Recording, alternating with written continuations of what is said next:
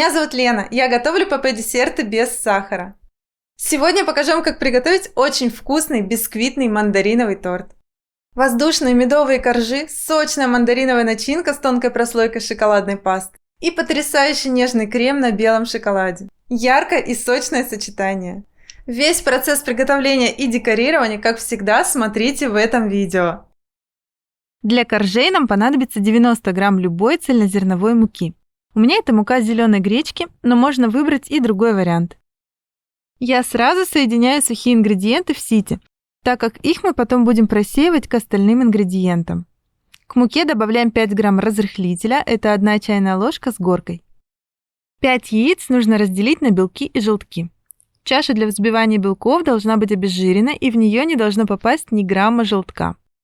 Чтобы желток не попал, я разделяю яйцо над отдельной емкостью, а уже потом чистый белок перекладываю в общую чашу.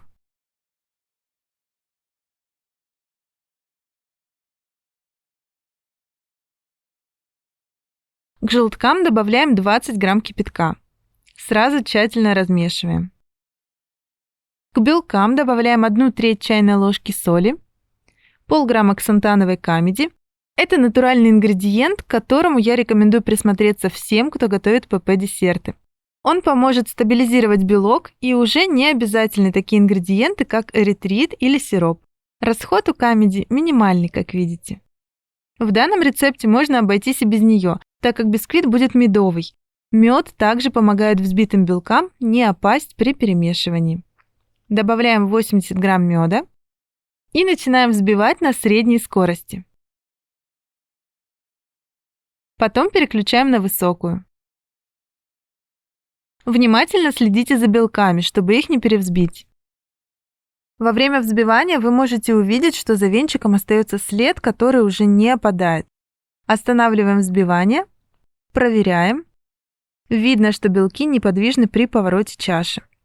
В этот момент нужно перестать взбивать, чтобы не перевзбить их. Небольшую порцию белка перекладываем к желткам и тщательно размешиваем. Здесь важно добиться однородности, чтобы не осталось жидких участков. Еще немного белка. Размешиваем. Снизу подгребаю всю жидкую часть и размешиваю с белком. На небольшом количестве белка это сделать проще, чем потом на всей массе. Перекладываем желтковую смесь к белку и размешиваем аккуратными движениями лопатки снизу вверх. Когда белки взбиты, медлить уже не стоит. Все ингредиенты должны быть наготове, а духовка должна разогреваться. Порциями просеиваем сухие ингредиенты и также аккуратно размешиваем каждую порцию. Правильно взбитые белки не опадают. Камедь и мед помогают им сохранить объем при добавлении остальных ингредиентов. Получается пышное, объемное тесто. Я буду выпекать в кондитерском кольце диаметром 16 см. Кстати, с таким тестом кольцо можно просто поставить на коврик, тесто никуда не вытечет. Аккуратно перекладываем, немного разравниваем и отправляем в разогретую до 160 градусов Цельсия духовку на 40 минут. Готовность коржа проверяем деревянной шпажкой, она должна выйти сухой. Такие бисквиты на взбитых яйцах я обычно оставляю остывать в приоткрытой духовке. Когда корж остыл, проходимся ножом по бортику, чтобы легко его вынуть. Вот такой пышный получается этот бисквит. Из него мы сделаем 3 широких мягких коржа. А пока упаковываем бисквит в пищевую пленку и оставляем в холодильнике как минимум на 5 часов. Эта процедура помогает влаге внутри бисквита равномерно распределиться. Для начинки и пропитки нам понадобится примерно 650 грамм мандаринов. Очищаем их от шкурок и разделяем на дольки. Эти дольки пробиваем блендером до жидкого состояния. Полученное пюре процеживаем через сито, чтобы избавиться от всех оставшихся шкурок. Должно получиться примерно 425 грамм мандаринового сока с мякотью. 75 грамм я оставляю для пропитки бисквита, а оставшиеся 350 грамм пойдут в начинку. В отдельной емкости соединяем подсластитель 12 грамм пектина NH. Нужен именно такой пектин, не цитрусовый и не яблочный. И 1 грамм агар-агара. Тщательно перемешиваем сухие ингредиенты. Конечно, можно использовать только один из этих загустителей или вообще третий вариант. Спросите меня в комментариях, я помогу вам со способом замены. Пересыпаем ингредиенты к мандариновому соку. Тщательно перемешиваем. Отправляем на плиту и кипятим 1-2 минуты. Теплую начинку перекладываем в кондитерский мешок. Окончательно загустеет она в холодильнике. И теперь приготовим крем. Нам понадобится 800 грамм рикотты. Можно использовать безлактозную замену рикотты. Ссылку на ее рецепт я оставлю в описании под видео. С рикоттой есть два варианта. Либо не пробивать ее блендером, промешать лопаткой и оставить ее вот с такими комочками. Я сама часто так делаю, эти комочки мягкие и не будут заметны в торте. Добавляем к ней подсластитель. 60 грамм сухого молока, у меня это сухое кокосовое молоко. Это не обязательный ингредиент, но с ним вкуснее. И просто перемешиваем лопаткой. А второй вариант, это как сегодня сделаю я, измельчаем эти ингредиенты блендером. Рикотта заметно размягчается и уже не будет держать форму на торте. И в этом случае нужно добавить еще 30 грамм какао-масла. Подойдет также кокосовое масло и масло ги. Масло растапливаем до жидкого состояния. Важно, чтобы к моменту добавления масла рикотта была комнатной температуры. И объединяем эти ингредиенты также с помощью блендера. Получается мягкий, гладкий крем. Он немного загустеет в холодильнике. За счет добавления какао-масла и сухого молока по вкусу это крем на белом шоколаде. Абсолютно необязательный слой, целиком и полностью на ваш выбор, это шоколадная паста. 30 грамм шоколада без сахара заливаем 55 граммами нагретого кокосового молока. Молоко можно взять любое, его температура должна быть 60-80 градусов Цельсия. Тщательно размешиваем до полного растворения шоколада. Паста готова, и она отлично будет гармонировать с мандариновым вкусом. Перед сборкой торта осталось нарезать корж. Срезаю неровную шапочку, нож держу строго горизонтально. Теперь этот большой бисквит нужно разрезать на 3 равных по толщине коржа. Они получаются примерно по 2 см. Разрезаю. Как всегда, сначала делаю тонкий надрез, потом прорезаю все глубже и глубже. Также делаю второй разрез. Получились вот такие коржи.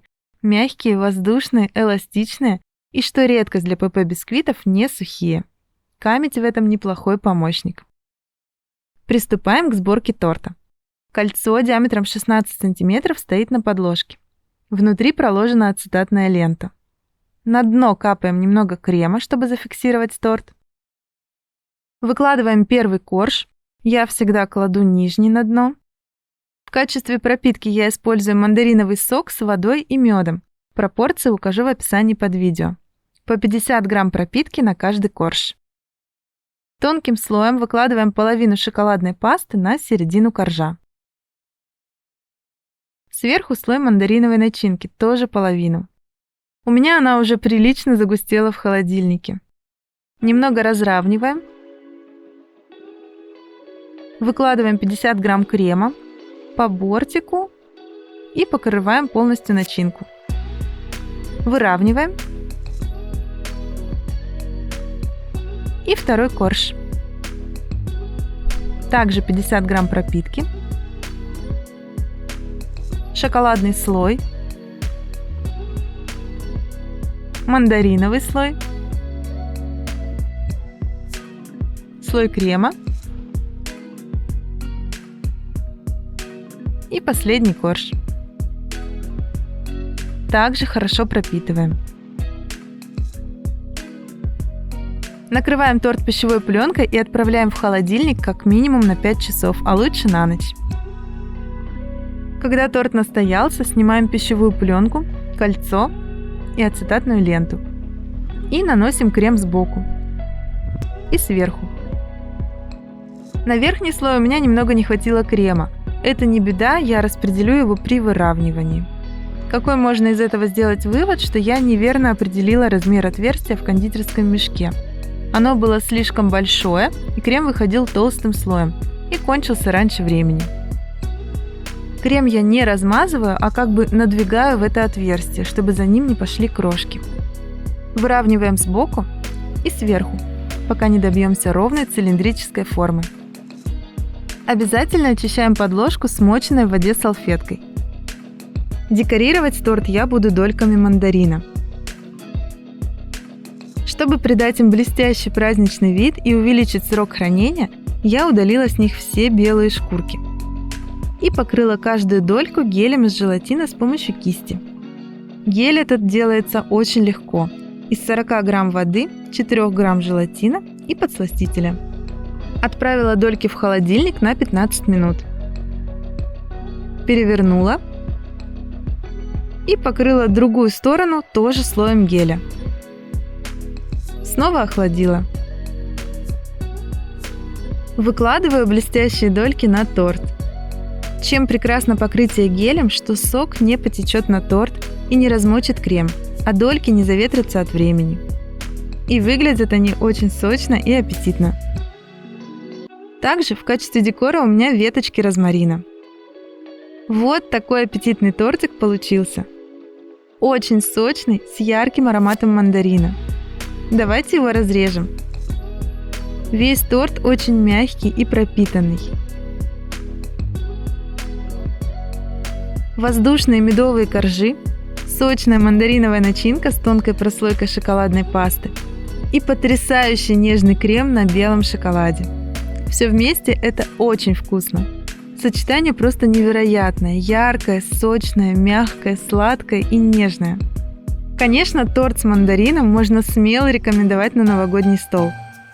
И особенно приятно, что праздничный торт низкокалорийен, без глютена и при необходимости без лактозы. Готовьте с удовольствием, готовьте красиво и радуйте своих родных и близких полезными десертами. Если вам понравилось это видео, ставьте лайк, мне будет очень приятно.